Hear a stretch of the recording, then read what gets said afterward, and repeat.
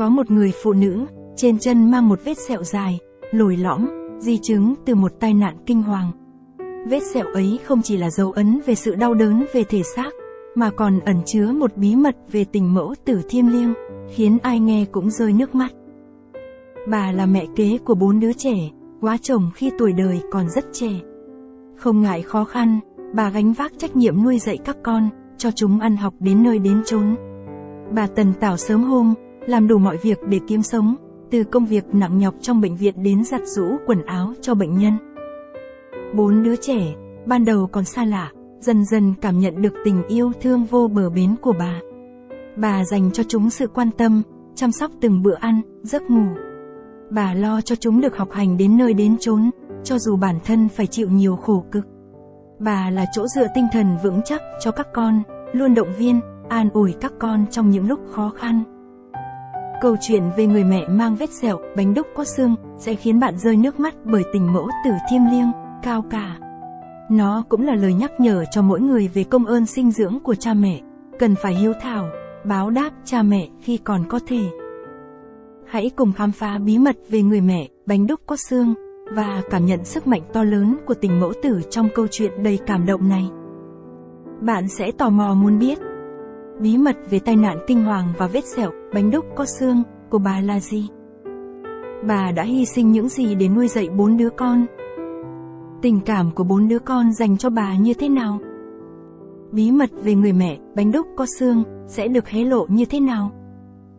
Hãy cùng lắng nghe câu chuyện để cảm nhận sức mạnh to lớn của tình mẫu tử.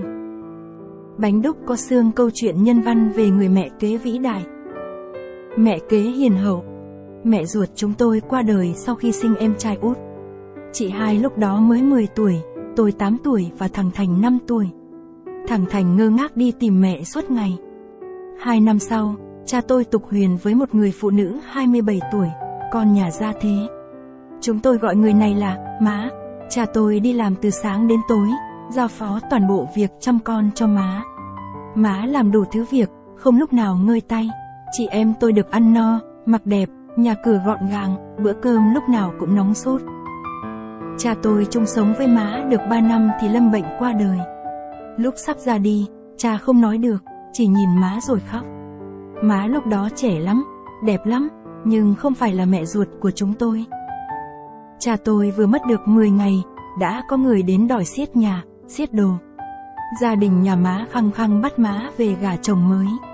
Rồi một ngày kia, má bán nhà, trả hết nợ và lặng lẽ dắt díu chúng tôi đi. Đó là năm 1978. Chúng tôi ở đậu nhà dì Tư Tím, chị họ xa của má. Dì làm nghề ứa lô cá, bán cá, góa bụa và nghèo khó. Căn nhà của dì không khác gì cái chòi canh dưa, vậy mà còn chứa thêm má và 4 đứa chúng tôi. Dì Tư Tím đem biếu 3 con gà mái dầu cho một người quen để xin cho má một chân hộ lý trong bệnh viện đa khoa. Hàng ngày, má dậy từ 3 giờ 30 sáng, vào bệnh viện nấu nước, châm nước cho những bệnh nhân dậy sớm rửa mặt, pha sữa, pha trà để kiếm thêm chút tiền còm mua sách vở cho chị em tôi đi học. 6 giờ má tất tả về nhà lo cho chúng tôi ăn sáng và đến trường. 7 giờ má trở lại bệnh viện lau cầu thang, lau sàn, cọ rửa nhà vệ sinh, thay trải giường cho người bệnh, gom rác đem đi đốt. Sau 5 giờ chiều, má còn nhận giặt thuê quần áo cho những bệnh nhân khá giả. Đến 8 giờ tối má mới về đến nhà, mệt rã rời. Những hôm mưa gió, má về sớm hơn, mua cho chúng tôi mỗi đứa một trái bắp nướng hay một túi đậu nành rang thơm giòn. Chúng tôi quây quần bên má, nghe má kể chuyện đời xưa. Thằng út Tài sợ lạnh cứ ôm chặt má, khen má ấm quá. Thằng Thành nhõng nhẽo đòi má gãi lưng.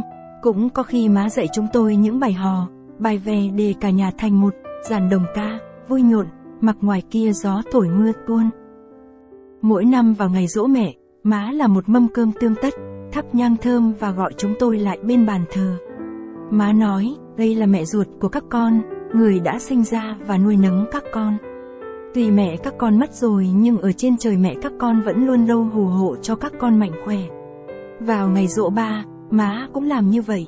Chúng tôi tin rằng ba mẹ luôn ở trên trời nhìn thấy chúng tôi. Có một sáng, người ta đưa má về nhà với vết bỏng lớn ở chân do một bệnh nhân vô ý va vào. Vết bỏng lâu lành, sưng lên đau nhức khiến má mất ngủ nhiều, ốm rạc như con cò. Chị hai khóc, năn nỉ má cho đi đổ nước thay má nhưng má không cho. Má nén đau, cố lê chân đi làm trở lại. Vết bỏng sau này thành sẹo lồi nhăn nhúm chảy từ cổ chân đến hết mơ u bàn chân trái, khiến dáng đi của má không còn tự nhiên nữa. Dì Tư Tím mua được một căn nhà ở gần chợ và bán rẻ căn nhà lá cho má con tôi. Năm đó, chị hai thi đậu vào trường cao đẳng sư phạm Cần Thơ. Thương má cực nhọc, chị định bỏ học đi làm thuê. Má cương quyết không cho, chưa bao giờ má cương quyết như vậy. Thắp nén nhang trên bàn thờ ba, má khấn. Con gái lớn của mình định bỏ học, khi về nước chín suối, em biết nhìn anh sao đây? Chị hai khóc, xin lỗi mẹ rồi chấp nhận đi học. 2 năm sau tôi cũng vào đại học và cũng được mẹ sắp soạn vali quần áo cho tôi rồi đưa đi. Mở cái vali ra nhìn mà thương mẹ đứt ruột, ngoài quần áo, mẹ còn bỏ vào kim chỉ, dầu gió, tem thư, bông băng, thuốc đỏ, thuốc cảm. Dường như mẹ có thể gói trọn sự thương yêu của mẹ vào trong từng thứ một. 4 năm, chị em tôi ra trường lênh đênh tìm việc thì cũng là lúc thằng Thành vào Đại học Luật Sài Gòn và năm sau nữa là thằng Tài vào Đại học Y Cần Thơ. Làm sao đong được sự vất vả, cực nhọc của mẹ lúc ấy. Lưng mẹ còng đi, tóc đã lốm đốm bạc, da tay chai sần. Nhiều năm trôi qua, mẹ lần lượt dựng vợ gả chồng cho 3 đứa con lớn.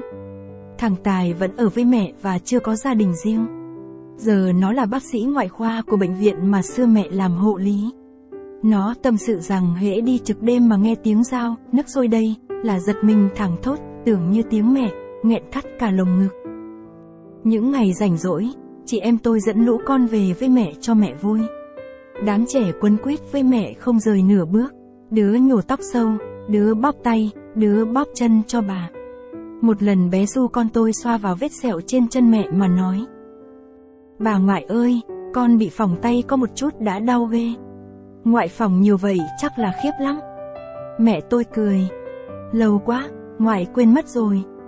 Một chiều mưa tôi về thăm mẹ, nằm bên mẹ tâm sự chuyện chồng con.